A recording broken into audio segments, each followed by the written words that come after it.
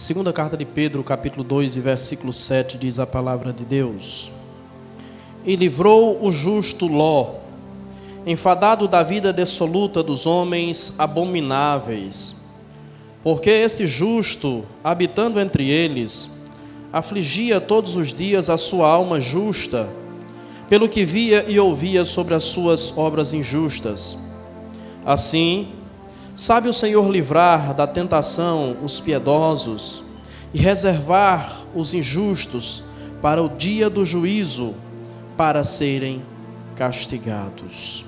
Até aqui. Os irmãos podem sentar. Alguém certa vez escreveu a frase: viver é uma missão. Aliás, viver é uma arte, conviver é uma missão e amar é um desafio. Essa frase, ela nos faz pensar sobre o que é a vida. Ela nos faz refletir sobre o quão difícil muitas vezes é a vida, sobre os desafios que a vida muitas vezes nos impõe. E a vida, ela, na maior parte, se nós fôssemos dividir em percentual, na maior parte, ela é feita de fato de desafios, de lutas, de inconstância, de dificuldades. Constantemente estamos lutando por algo, por ideais, ou simplesmente para viver, para sobreviver. Então, de fato, a vivência, a luta da vida, nos faz perceber que de fato viver é uma arte. E na vivência temos que conviver com pessoas. E isso é uma missão.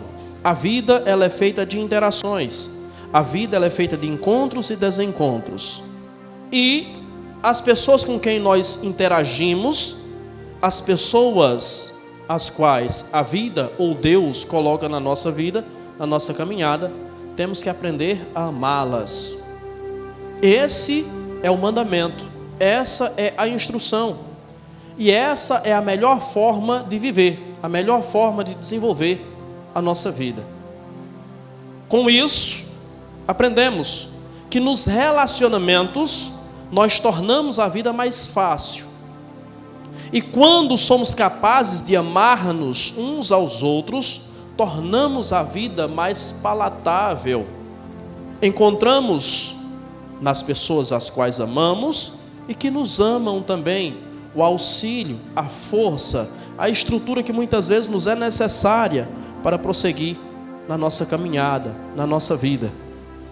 Porém, há muitas coisas que acontecem na nossa vida que são reflexo das nossas próprias atitudes, das nossas próprias decisões. É óbvio que na vida existe o imponderável, na vida existe o acaso, mas a maior parte das coisas que nos acontecem são reflexo daquilo que nós fazemos, daquilo que nós escolhemos, daquilo que nós decidimos.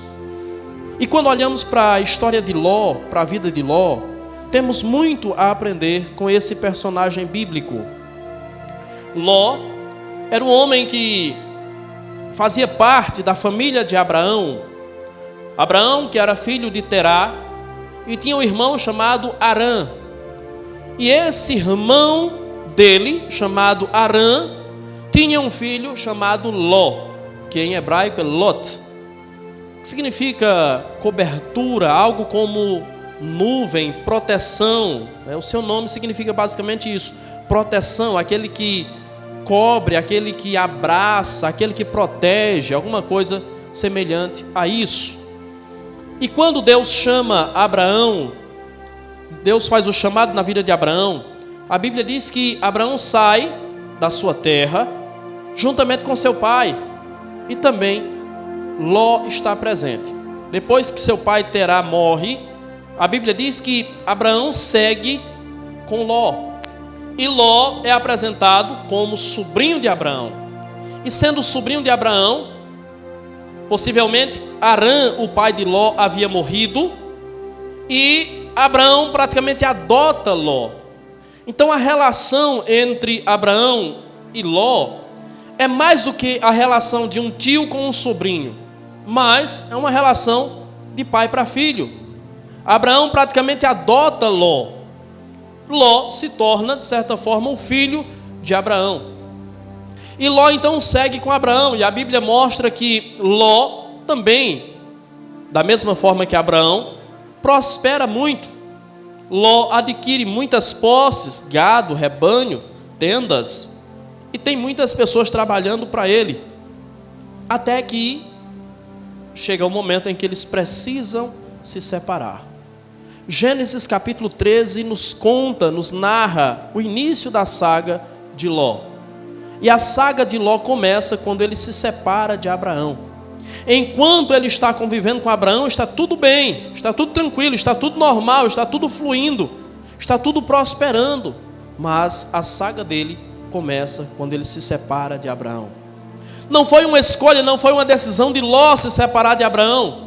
Era necessário que eles se separassem. Abraão fez a proposta para ele, para que eles pudessem se separar. Foi necessário, porque a vida, ela é assim. Na nossa trajetória e na nossa caminhada, eu comecei dizendo que a vida é feita de encontros e desencontros. Na nossa caminhada, há pessoas com as quais nós convivemos até certo ponto, mas chega o momento de haver uma ruptura, de haver uma separação, de haver um distanciamento. E aconteceu na vida de Abraão e na vida de Ló. Eles precisaram se afastar. Foi necessário haver essa ruptura. Mas observe, quando você ler o texto, você percebe que essa ruptura, ela é física, mas não é emocional. Abraão continua ligado emocionalmente a Ló. Abraão se afasta dele, se separa dele fisicamente, geograficamente, mas emocionalmente eles continuam ligados, conectados, porque a história não se apaga. A história não pode ser apagada. O trajeto não pode ser esquecido. É bem verdade que há pessoas que esquecem da trajetória, ou ignoram. Quando eu falo esquecem, não no sentido de apaga da memória, mas ignoram a trajetória, ignoram a história. E geralmente essas pessoas são classificadas como ingratas. São pessoas que não reconhecem as coisas que foram por elas feitas. Abraão continua conectado emocionalmente com Ló. E Ló começa a sua saga, a sua trajetória longe de Abraão. E Ló começa a tomar decisões equivocadas. Ló começa a fazer coisas erradas. E quando olhamos para a história de Ló, percebemos que Pedro, no texto que lemos, diz que Ló era justo. Como é que Ló era justo e Ló cometeu tantos erros? Depois você lê Gênesis capítulo 13 e Gênesis capítulo 19. É onde está basicamente resumida a história de Ló. Como é que um homem pode ser justo e pode cometer tantos erros, tantos equívocos? E aqui aprendemos que ser justo não é ser perfeito. O homem não tem justiça própria. Paulo, escrevendo aos Romanos, citando o Salmo 14, se não me falha a memória, ele diz que não há um só justo sobre a face da terra, nenhum sequer. Então a justiça que o homem tem não é uma justiça própria. O homem não é justo, o homem é justificado. Então, ao olharmos para um texto como esse, precisamos ter isso em mente. O homem não é justo, o homem é justificado. E você me pergunta, pastor, qual a diferença de ser justo para ser justificado? Ser justo significa que isso é intrínseco ao homem.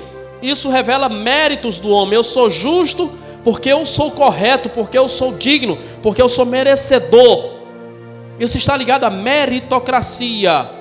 Ser justificado é dizer, eu sou indigno, eu sou injusto, mas alguém me justificou, mas alguém fez justiça sobre a minha vida. Então eu não tenho méritos. E quando eu olho para o texto, eu percebo que apesar de Pedro dizer que que Ló é um homem justo, era um homem justo, na realidade ele não era perfeito. Ser justo não é ser perfeito. Ser justo não isenta o homem das consequências dos seus erros. Ser justo também não torna o homem imune aos sofrimentos. e Ló sofreu. O texto diz que Ló estava enfadado da vida dissoluta dos homens com os quais ele convivia. E na sequência o texto usa a palavra afligia, a sua alma justa se afligia. Então era um homem enfadado e era um homem aflito pelo ambiente onde ele estava vivendo, pelas coisas que ele estava vendo, pelas coisas que ele estava ouvindo, pelas pessoas com quem ele estava convivendo. Quando a Bíblia diz que ele estava enfadado, a Bíblia me faz pensar, enfado está ligado a trabalho, a ação. Então a Bíblia me faz pensar que Ló não era ali, naquele ambiente onde ele está, um ser passivo. Não era um homem que simplesmente olhava a conduta equivocada das pessoas e simplesmente ficava quieto. Mas se ele estava enfadado está ligado a trabalho. Então isso significa que ele era um homem que não se conformava com a situação degenerada das pessoas com quem ele convivia, e falava, e pregava, e instruía, e tentava modificar a mentalidade daquelas pessoas, e tentava conduzir essas pessoas ao arrependimento, à mudança, à transformação de vida. Quando você lê Gênesis capítulo 19, a Bíblia diz que Ló estava na porta da cidade quando os anjos chegaram naquele lugar. Isso significa que Ló não era qualquer pessoa naquela cidade. Ló era um homem de influência naquela cidade. O fato de ele estar na porta da cidade significa que ele era juiz da cidade. Não era o único, ele era um dos juízes daquela cidade.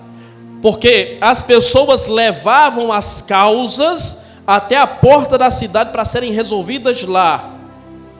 Você observa, por exemplo, que entre o povo de Israel, muitas vezes, isso fica claro também, e apenas que eram executadas fora da cidade. Então, por exemplo, quando um filho era desobediente, era rebelde contra os seus pais, a Bíblia diz que eles deveriam ser tirados para fora da cidade e serem apedrejados ali. Então isso nos faz entender que os juízos eram feitos na porta das cidades. Então Ló, ele é um dos juízes daquele lugar. É um homem de influência, é um homem de poder naquele lugar. E ele tentou conduzir aquele povo da melhor forma possível. Ele tentou mudar a mentalidade daquele povo. Mas Pedro diz que a sua alma estava aflita pelo procedimento daquelas pessoas. Ló não é perfeito. Ló tomou decisões erradas, fez escolhas erradas. E mesmo sendo justo, não foi imune, não foi isento das consequências dos seus erros. Não se tornou imune aos sofrimentos que os seus erros lhe causaram.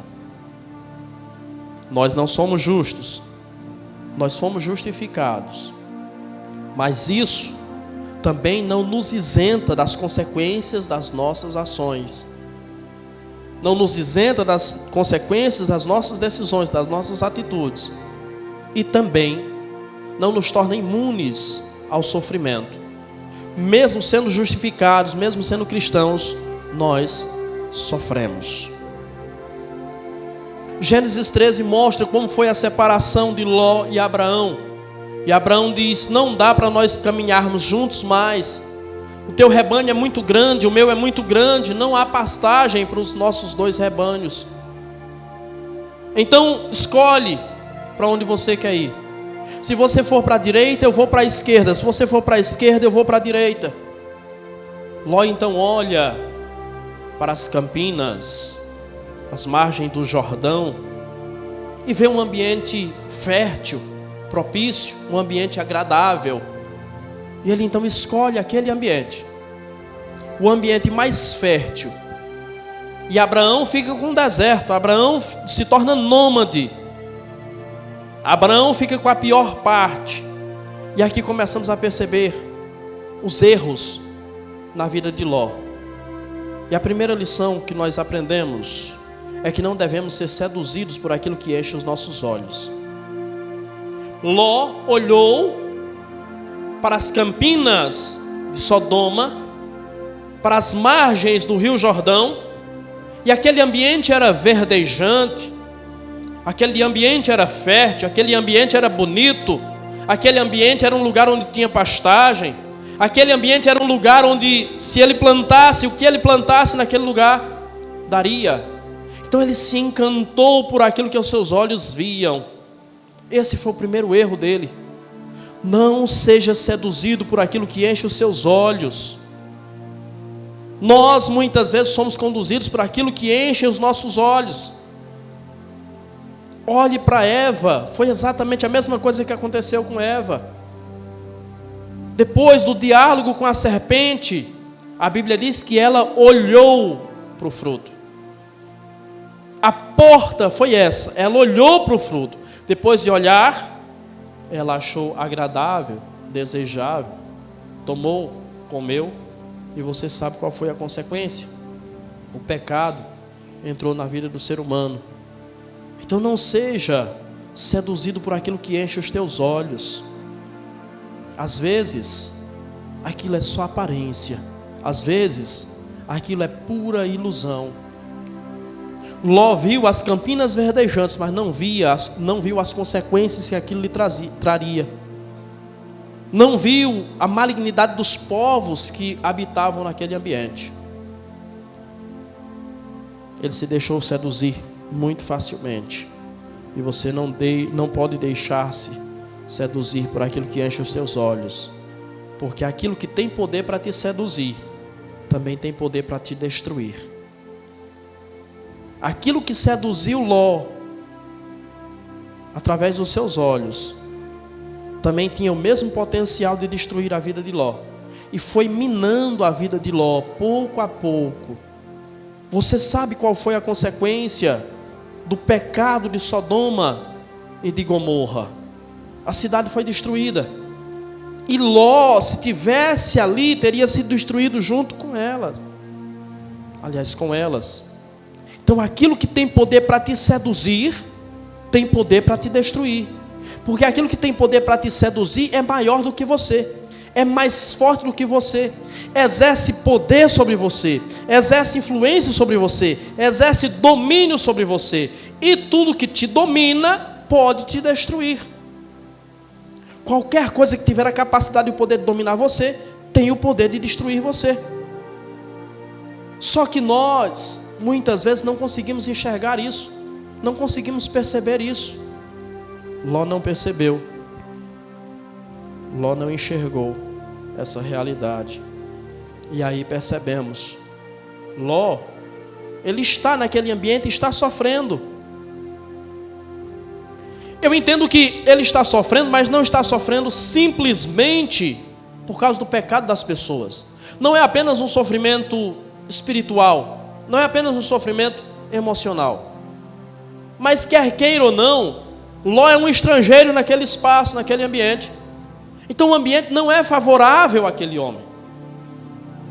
Ele sofre alguns tipos de cerceamento naquele lugar também. Embora seja um homem de posses, embora seja um homem de poder, embora seja um homem de autoridade. Então o sofrimento dele não se reduz ou não se resume simplesmente a um sofrimento espiritual. Ele sente dores por estar naquele ambiente. E as suas escolhas foram a causa das suas dores.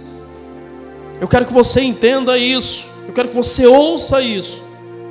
Eu quero que você assimile isso. Eu quero que você guarde isso. Que muitas das dores que nós sofremos, que nós sentimos, que nós passamos, são reflexos das nossas escolhas, são reflexos das nossas decisões. Somos nós que causamos muitas das dores que nós sentimos. É difícil muitas vezes nós assumirmos isso. Nós geralmente queremos terceirizar as coisas. Nós queremos colocar a culpa nos outros. Nós queremos colocar a culpa nas circunstâncias. Nós queremos colocar a culpa nas pessoas. Nós queremos transferir a culpa para quem quer que seja. Mas a maioria das dores que nós sofremos são consequência das nossas próprias atitudes, das nossas próprias decisões. A Bíblia diz que ele vai em direção às campinas de Sodoma e de Gomorra. E nós aprendemos aqui: não levante as suas tendas, não acampe-se nas regiões de Sodoma. O que é que isso significa? Não busque a companhia dos ímpios. O primeiro erro que ele cometeu: deixou-se seduzir por aquilo que enchia os seus olhos. O segundo erro que ele cometeu, o texto diz que ele ergueu as suas tendas na região de Sodoma. E a região de Sodoma era a região dos ímpios, das pessoas mais ímpias que você possa imaginar.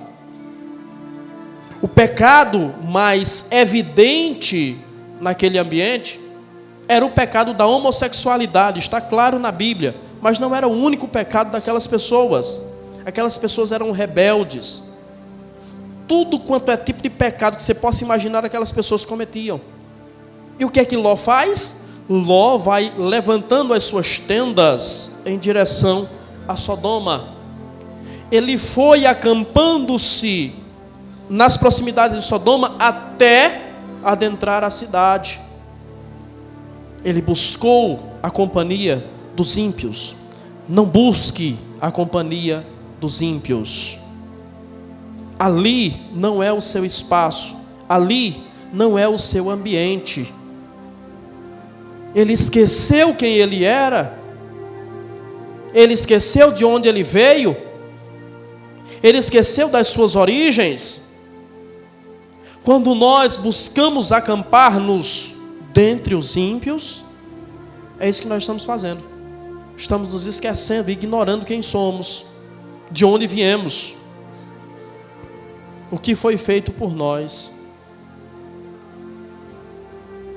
E aí, quando nós temos tal proximidade com os ímpios, você sabe que a tendência natural é de nos tornarmos semelhantes a eles. E mesmo quando não nos tornamos semelhantes a eles, temos que nos adequar ao ambiente em que estamos. Temos que fechar os olhos para muitas coisas, temos que concordar com muitas coisas. Efésios 5:11 diz: não comuniqueis com as obras infrutuosas da maldade, antes condenai-as. O problema é que parece que muitas vezes nós estamos muito confortáveis entre os ímpios. Nos tornamos mais confortáveis entre os ímpios do que entre os nossos próprios irmãos. Muitas vezes nós não conseguimos enxergar aquilo que está diante dos nossos olhos. Não conseguimos enxergar a derrocada da nossa vida. Não conseguimos enxergar a destruição iminente sobre as nossas vidas. Não conseguimos enxergar as perdas que estão acontecendo na nossa vida. Muitas vezes estamos cegos, mas Deus nos trouxe aqui essa noite para abrir os nossos olhos. Quando Ló desceu para Sodoma, a Bíblia diz que Ló tinha gado, a Bíblia diz que Ló tinha rebanhos, e a Bíblia diz que Ló tinha tendas. Eu pergunto a você, quando ele saiu de Sodoma, o que é que ele levou? Quando Ló saiu de Sodoma, a única coisa que ele levou foi a roupa do corpo. Ele não levou absolutamente nada. Então Ló é um homem antes de Sodoma, e Ló é outro homem depois de Sodoma.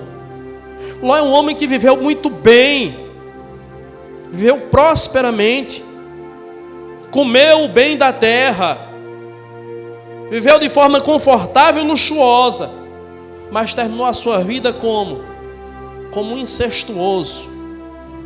Terminou a sua vida como, e eu só posso falar daquilo que a Bíblia diz, A última coisa que a Bíblia diz é que ele estava morando dentro de uma caverna com as suas 2 filhas. Olha o trajeto desse homem. E olhe, entenda e perceba que não é Ló, é você. Não é Ló, sou eu. Somos nós. Olha quem era Ló, um homem próspero, um homem de família, um homem respeitado, um homem honrado, um homem rico, mas que escolheu errado, que tomou uma decisão errada, que caminhou por caminhos errados, que conviveu com as pessoas erradas, que habitou entre as pessoas erradas, que distanciou-se de Deus, que distanciou-se da vontade de Deus, que distanciou-se do povo de Deus. E como é que termina a sua vida? Sem nada. Cometeu um incesto com as suas 2 filhas, para que a sua semente não morresse ali, porque senão nem descendentes aquele homem teria.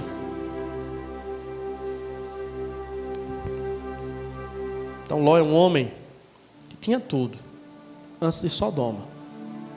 A partir de Sodoma, a sua vida se tornou em nada. Estando lá em Sodoma, como eu disse, estava na porta da cidade, 2 anjos aparecem ali. E quando aqueles 2 anjos aparecem ali, 2 homens, a Bíblia diz que Ló corre em direção àqueles homens, se prostra diante daqueles homens e adora aqueles homens. Ou seja, isso mostra que não eram 2 homens, mas isso mostra que também não eram 2 anjos. Anjo não recebe adoração, anjo não aceita a adoração de ninguém. E aqueles 2 homens eram a representação do Filho e do Espírito Santo. O Pai enviou o Filho para a Sodoma degenerada, e o Filho, ao vir e morrer para salvar, para redimir a Sodoma degenerada, disse: eu vou voltar para o Pai, mas eu não os deixarei órfãos, enviarei o outro Consolador. Aqueles 2 homens são a representação do Filho e do Espírito Santo, que agem ativamente pela redenção daqueles que, mesmo estando imersos em Sodoma, se indignam com a maldade, com a malignidade, com o pecado que há naquele ambiente. Ele recebe aqueles 2 homens, leva-os para casa, diz: olha, eu vou preparar um lugar na minha casa, eu vou preparar um banquete para vocês. E eles dizem: nós ficaremos na praça. Ele convence esses 2 homens a irem para a sua casa. E a Bíblia diz que já avançada a noite, na hora de dormir, os homens daquela cidade cercam a casa de Ló, batem na porta de Ló. Ló então, diz a Bíblia, que sai de casa e fecha a porta após si, já conhecendo quem são aqueles homens. E os homens dizem: traz para fora aqueles 2 estrangeiros que vieram à tua casa, para que nós abusemos deles. E Ló diz: olha, veja bem, meus irmãos, não façam mal a esses homens. Eu tenho aqui 2 filhas, peguem elas e façam delas o que vocês quiserem, mas não toquem nesses homens. E aqueles homens olham para Ló e dizem: ele é um estrangeiro entre nós e quer ser juiz de tudo. Então, quando o texto diz quer ser juiz de tudo, significa que ele era juiz. Quer ser juiz de tudo entre nós? Traga esses homens para cá, porque você é um estrangeiro entre nós, e nós vamos fazer com você pior do que vamos fazer com eles, se você não os trouxer. Não é a segunda, não é a terceira, nem é a última vez que Deus vai falar nesse ambiente. Cuidado com os ímpios. Cuidado com a companhia dos ímpios. Cuidado com a intimidade com os ímpios. Cuidado com a proximidade dos ímpios. Ah, pastor, mas eu estou lá e eu vou falar de Jesus e isso e aquilo. Olha o que é que eles disseram. Esse camarada é um estrangeiro que quer ser juiz entre nós. Entenda, a mentalidade deles é outra. Entre eles não impera a justiça, entre eles impera a impiedade. É a impiedade que tem lugar na vida deles, na mente deles, no coração deles. Eles nunca te aceitarão como juiz das suas vidas. Até porque, na primeira oportunidade, o que eles fazem? Acusar. Fez e aconteceu e agora diz que é santo. Fez e aconteceu e agora diz que é crente. Fez e aconteceu e agora diz que é salvo. Fez e aconteceu e agora diz que vai para o céu. Posso te ser sincero? Há pessoas que você talvez até tenha uma boa intenção com elas, mas elas estão rindo de você. Elas não estão nem aí para você. Elas estão zombando de você.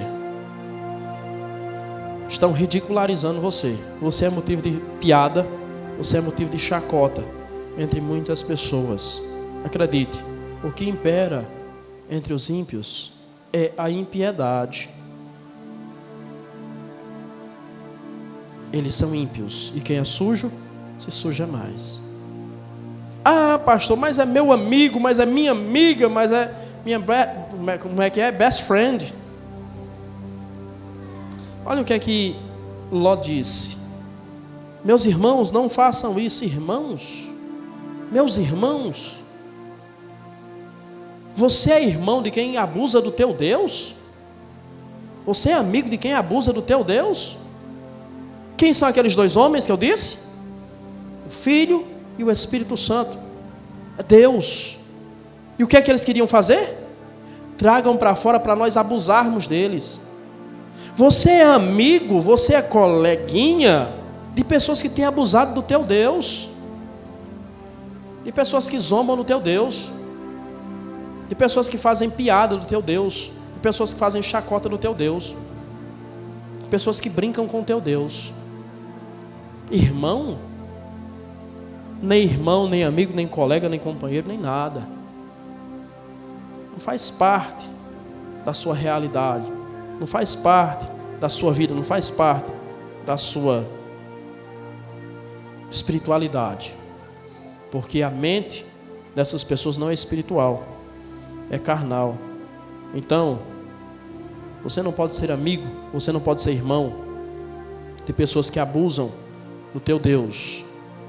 Aqueles que não honram ao teu Deus não podem fazer parte da sua vida. E eu acho que você é maduro o suficiente para entender que eu não estou pregando para você criar inimizades com as pessoas. O que eu estou dizendo para você é que essas pessoas muitas vezes têm mais influência sobre a sua vida do que a igreja, do que a palavra. Essas pessoas têm um poder de manipular, essas pessoas têm um poder de entrar na sua mente que você não percebe. Olha a trajetória de Ló. Olha como ele começa e olha como ele termina. Por quê? Porque ele não enxergou o mal. O mal que estava por trás daquilo que agradava os seus olhos. Nós muitas vezes não enxergamos o mal que está por trás daquilo que preenche os nossos olhos. Nós muitas vezes não enxergamos o mal que está por trás de belas palavras que ecoam nos nossos ouvidos. Isso pode nos custar caro, muito caro. Olha o que custou para Ló. Se a pessoa abusa do teu Deus, não pode ter espaço na sua vida. Não deve saber da sua vida, não deve ter opinião sobre a sua vida, não deve ter espaço na sua vida. Caso essa pessoa tenha, então é porque você é igual a ela.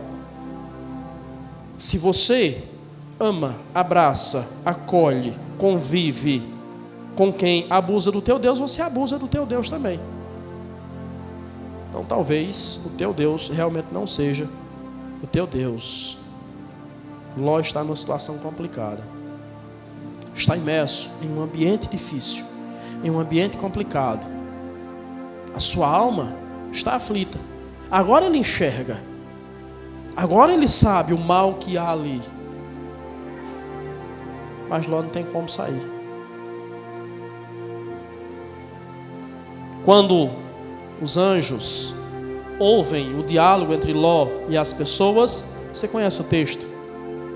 Eles trazem Ló para dentro de casa, cegam os homens daquela cidade. E perceba, se você prestar atenção, o texto vai dizer que aqueles homens, depois de cegos, tateavam e não encontravam a porta da casa de Ló. Ou seja, mesmo depois de feridos com a cegueira, eles não desistiram. Eles continuaram procurando a porta, tateando para procurando a porta para tentar abusar daqueles homens. Então, os anjos mandam que Ló se apronte, pegue aqueles que são seus e saia da cidade. Vai embora, porque nós vamos destruir a cidade. Ló então vai e fala para os seus genros. E o texto diz que os seus genros acham que Ló está com graça. Os anjos então dizem: pega a tua família e vai embora. E Ló demora a pegar a sua família. E os anjos então pegam Ló pela mão e tiram Ló daquela cidade. Diz: vai para as campinas, vai para os montes, para que você se salve. Vai para os montes, para que você não seja destruído junto com a cidade. Então Ló está imerso em um ambiente degenerado, em uma situação difícil na qual ele não consegue sair. Por que Ló demorou? Se ele recebeu a ordem para sair, por que ele não consegue sair? Ele não sai. Foi necessário que os anjos pegassem ele pela mão e tirassem de lá.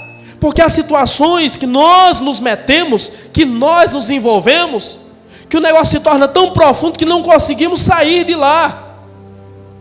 Por mais que queiramos sair, por mais que esteja fazendo mal, por mais que saibamos que não é o nosso espaço, não é o ambiente, nos metemos lá, mas sabemos que não é o nosso espaço, mas não conseguimos sair. É uma prisão, é uma escravidão terrível. Mas da mesma forma que aconteceu com Ló, vai acontecer com você. Se você está em um ambiente que você não consegue sair, você quer sair, você sabe que não é o seu espaço, você sabe que não é o lugar de você estar, e você não consegue sair, Deus vai tomar você pela mão e vai arrancar você daí, em nome de Jesus. Sodoma está sendo preparada para o fogo, para a destruição, e Deus chamou você para sair dela, para que você não seja consumido com ela. Se você não consegue sair, Ele está de mãos estendidas para você, para te fazer sair daí, em nome de Jesus. Com isso, Deus está dizendo para nós: vai passar. A alma está angustiada, a alma está aflita, está sofrendo, está doendo, está amargurado, está chateado. Vai passar. A dor dura apenas um pouco. Daqui a pouco ela passa. Daqui a pouco ela passa. Sodoma fez parte da vida de Ló, mas Ló teve a possibilidade de sair dela. E saindo dela, eu tenho certeza que mesmo indo morar em uma caverna, mesmo sem rebanhos, mesmo sem tenda, mesmo sem gado, eu tenho certeza que para ele foi muito melhor terminar os seus dias na caverna do que em Sodoma. Vai passar. Os motivos da dor vai passar ou vão passar. Os motivos do sofrimento vão passar. A dor dura um pouco, mas ela passa, ela acaba. Creia em nome de Jesus. A lição que fica para nós é que eles receberam uma ordem. Vão, ou Ló especificamente recebeu a ordem: vá e não olhe para trás, siga, siga. Eu achei interessante que Pedro, ele faz questão de chamar a atenção para uma coisa. Pedro diz que Ló estava afligido pelas coisas que via e que ouvia naquele lugar.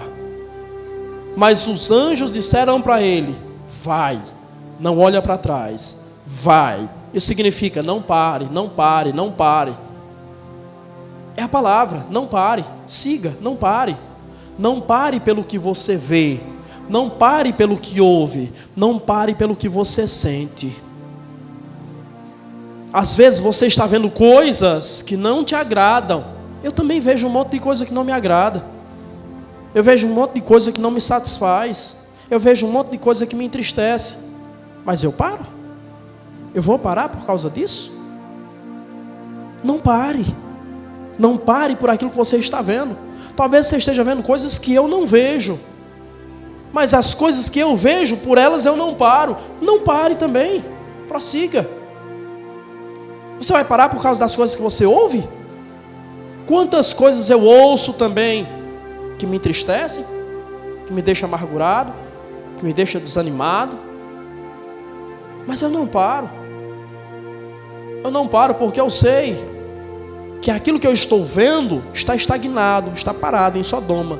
Aquilo que eu estou ouvindo está estagnado, está parado em Sodoma. Vai ficar lá. Eu não fui feito para ficar lá. Eu não fui chamado para continuar lá. E eu sei que o que lá está, destruído será.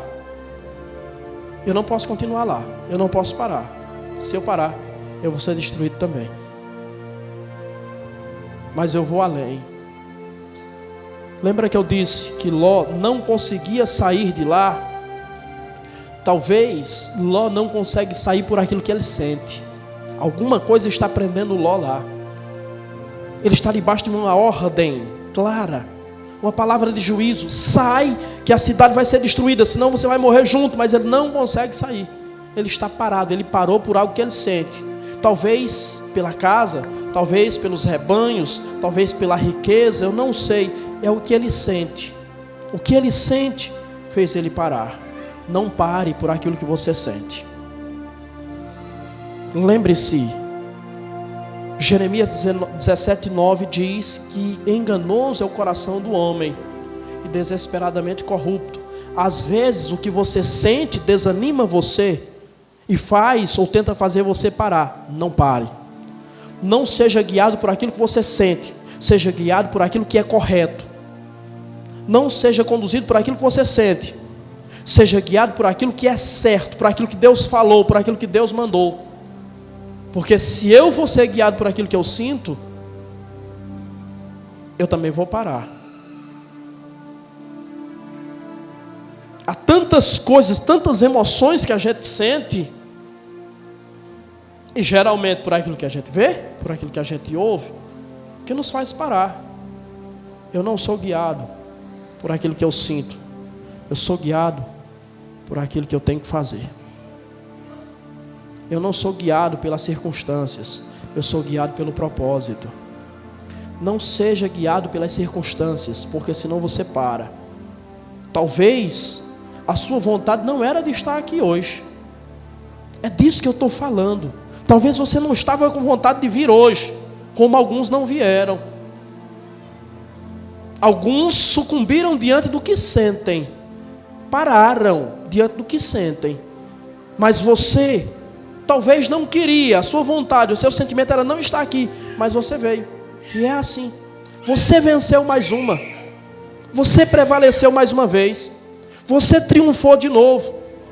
E talvez amanhã você não vai sentir vontade de novo, mas você vai fazer o que você sabe que tem que fazer.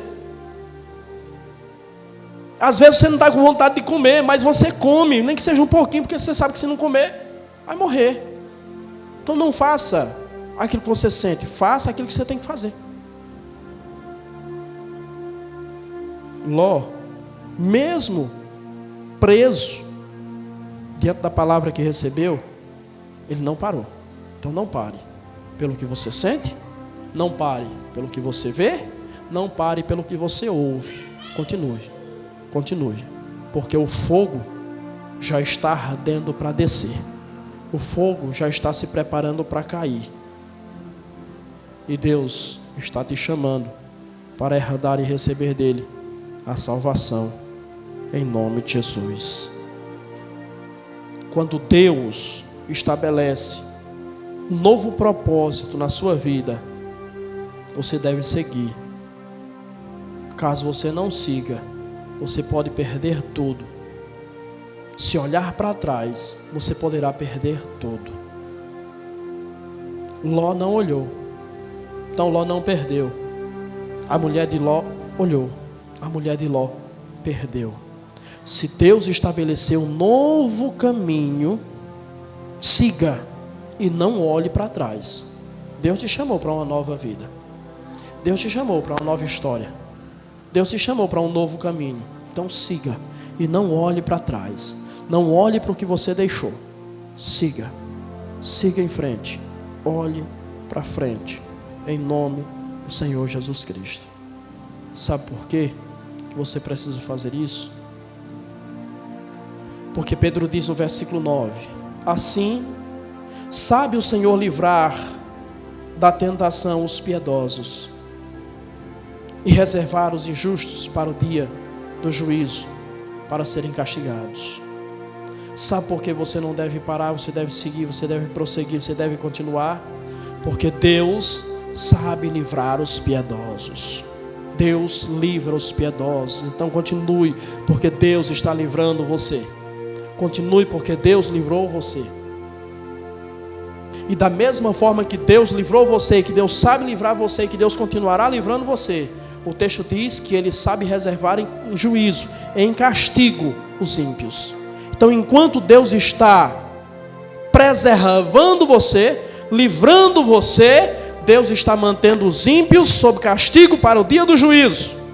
Numa linguagem mais atual vai dizer exatamente isso. Deus preserva em castigo os ímpios para o dia do juízo.